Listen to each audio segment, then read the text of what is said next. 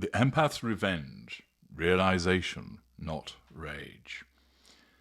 Hello, I'm H.G. Tudor, and I know the narcissist because I am one. In the ensnarement between my kind and the empathic individuals, there exists a predictable pattern, one that serves our needs. The empathic victim, that wellspring of delicious fuel, often commences their response to our manipulations with a blaze of anger, rage. It's a fiery outburst, born of betrayal, confusion, and the raw wound caused by the devaluing behaviors of the narcissist. This anger being a narcissistic trait in itself, may well feel cathartic to the empath, but to us, it's nothing more than a gift wrapped in emotional turmoil. It plays into our hands, providing the very essence that we crave, fuel. It shows that we can provoke you, demonstrating that you're under control. It aids the perpetuation of our dominance.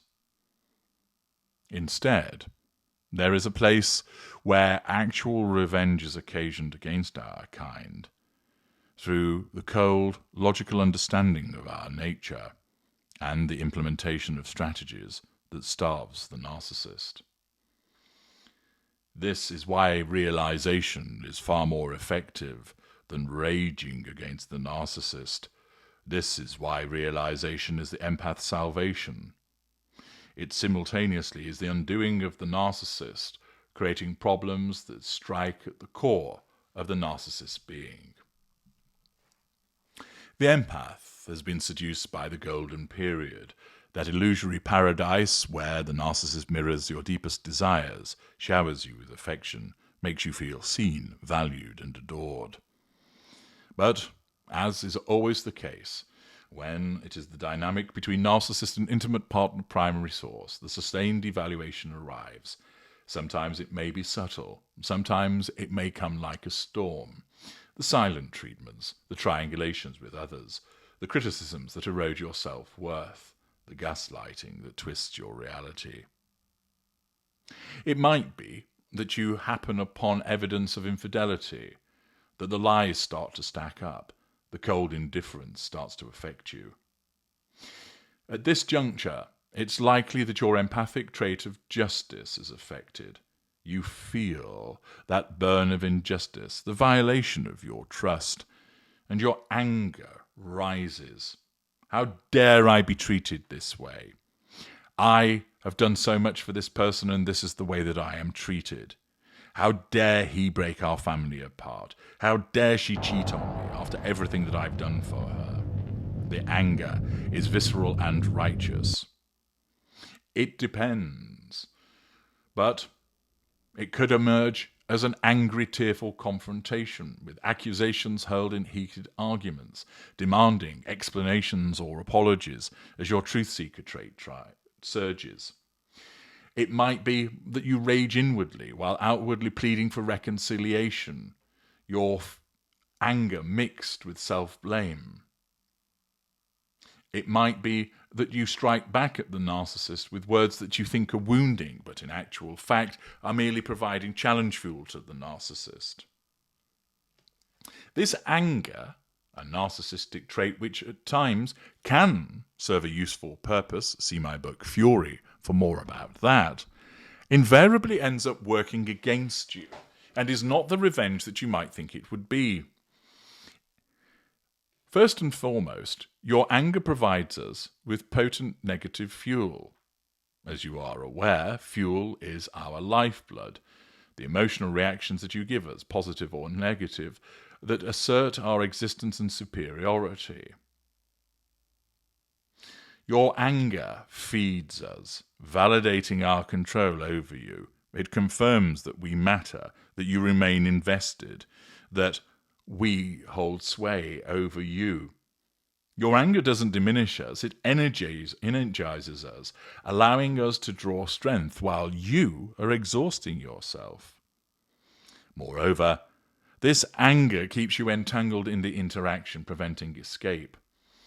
Emotional thinking, that most insidious of forces, overrides your logic, as the continued interaction with the narcissist means that your anger is corrupted by that emotional thinking, making you believe that the tirade that you're issuing in the direction of the narcissist is indeed landing blows and is giving you the revenge that you seek.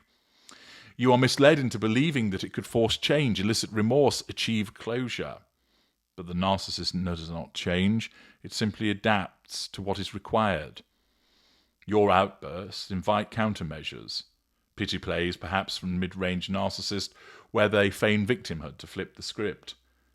Heated ignited fury in response from the lesser, escalating to physical confrontation.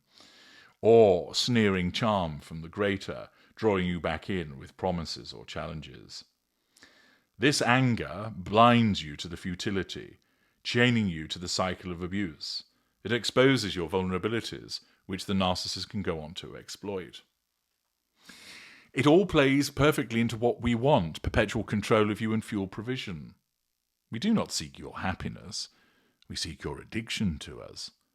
Your anger ensures you remain a functioning appliance, outputting fuel without cessation. It can delay your disengagement, allowing us to secure a new primary source while keeping you in place. Now, anger. Whilst it is a natural response, it's seized upon by your emotional thinking and used against you. Instead, to secure your revenge, there is a far superior path available to you, something that we hate: realization. Realization is not the fleeting spark of anger, but the steady flame of logic, igniting and burning away the emotional thinking. It is the moment that through the knowledge that I provide to you, that you comprehend our kind. You understand the various schools. You understand the manipulations. You understand the dynamic. You accept the eternal truths that the narcissist has no emotional empathy, that the narcissist is driven purely by the pursuit of the prime aims. These realizations, not anger, move you from victim to victor. Why is realization so effective? There are many reasons. Each enables you to build a fortress against our incursions. Realization allows you to sever the fuel line, so that once you realize that our actions are not personal but pathological, your own emotional response is diminished. No more anger-fueled arguments, instead indifference, which the narcissist hates. We cannot extract fuel from apathy, and without it, you will force the narcissist elsewhere. Secondly, clear realization empowers implementation of total no contact, the ultimate weapon against the narcissist. I have explained in my excellent book, No Contact, how you block all of those avenues and keep the narcissist away. Anger results in half measures, like responding to texts in anger, turning up and shouting the odds outside of the door of the narcissist. But cold, hard realization ensures total severance. Contact reignites emotional thinking. Staying away, the realization of the same, reduces it. Realization breaks the addiction cycle. Empaths are addicted to the narcissist, especially the highs of the golden period. Realization reveals this as a mirage, in effect allowing you to detox. You can reclaim your energy, focusing on your healing rather than futile confrontations. This allows emotional recovery, rebuilding self-esteem eroded by devaluation. Realization brings with it education and prevention. You can undertake the empath detector and understand what you are. You can look at the narcissist detector with clarity and understanding. You identify the schools and the cadres, and then can move on to additional knowledge. You're not thrashing around in anger. You are spotting the red flags. You are absorbing that information. Anger corrupts your empathic traits, turning honesty into accusations, decency into vengeance. Realization redirects them outwards, to your support networks, to therapy or helping others, amplifying your strength without self-harm. Realization allows the preemptive exposure of the narcissist manipulations.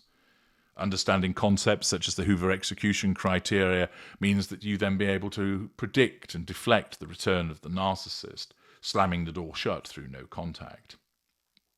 Realization is superior for your long-term mental health. Remaining angry promotes the trauma bonding. Realization dissolves it. Reducing your anger will remove the anxiety, the depression, and PTSD symptoms. Realization allows strategic withdrawal. Unlike the impulsivity driven by anger, realization enables planned escape, gathering evidence, securing finances, enlisting allies, minimizing the retaliatory smears of the narcissist. Realization shifts the power dynamic. Anger reacts, realization acts. You become the one that escapes, which causes a massive wound to the narcissist. But as you know, you do not look over your shoulder to see what the outcome of that is. Realization enables you to find others, to join forums, to read works such as mine, to gain validation without isolation, finding community and support.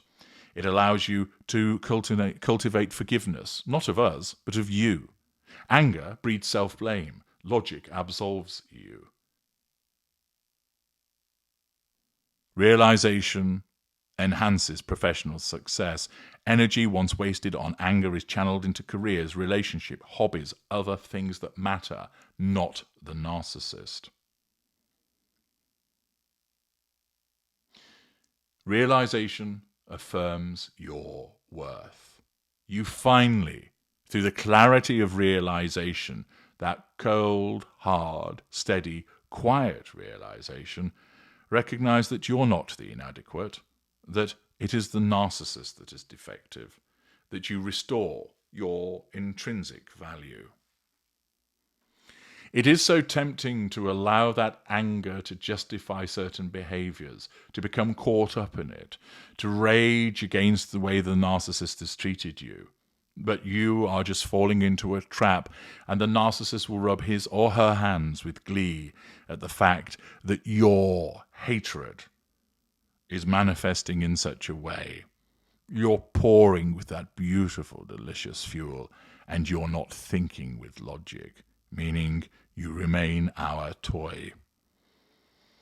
But when you embrace realization, and you do so through my work, the anger fades, and all of the problems that come with it disappear. We hate your realization, for with realization you escape us. We hate your realization, for with it you starve us of fuel.